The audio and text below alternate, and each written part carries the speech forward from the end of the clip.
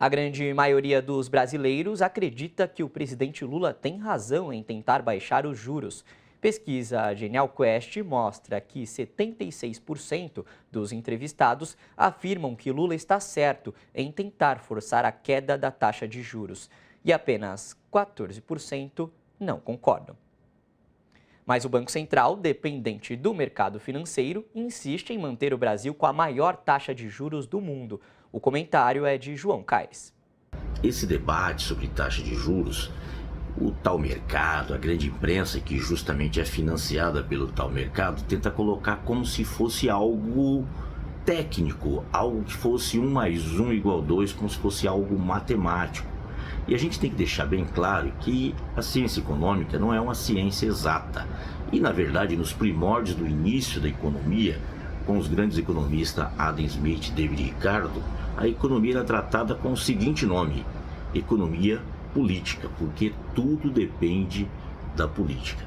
Eu mesmo tive um professor de economia monetária que logo no primeiro dia de aula ele já disse que era de direita, centro-direita, aquela coisa toda, que não concordava com as posições, heterodoxas, aquelas coisas todas, termos econômicos, foram falando para a gente já no segundo ano de economia, e disse bem assim, que a economia monetária, era um professor de economia monetária, que poderia fazer as pessoas como marionetes, dependendo de alguma decisão que a economia monetária tomasse. E é o que a gente vê. Uma taxa de juros absurda como essa, que não cabe no Brasil. O Brasil tem a maior taxa real do mundo, 8,5%. Se a gente pegar o México aqui próximo, está em torno de 4%. Então, assim, países com inflação muito mais alta, como a Turquia, têm uma taxa de juros mais baixa. No Brasil é um absurdo e faz com que a nossa dívida interna cresça e o chamado déficit, que eles tanto falam, cresce. Gritaram tanto aí porque o Lula teve que fazer, na verdade, uma PEC para poder conseguir dinheiro para financiar o Bolsa Família. Mas o Bolsa Rentista teve aí absurdos e absurdos de aumento, que chegou a 6% do PIB em 2 anos. Aí quando você dá 2% para tentar ajudar a população mais pobre, o tal mercado grita. E a gente sabe, olhando no tempo, os governos petistas foram os que tiveram mais cuidado com essa questão da economia. Então não adianta eles ficarem falando esse monte de coisa. Então temos um problema. Eles tentam o tempo todo dizer Banco Central independente. E não é independente coisa alguma. O Banco Central ele tem que ser autônomo.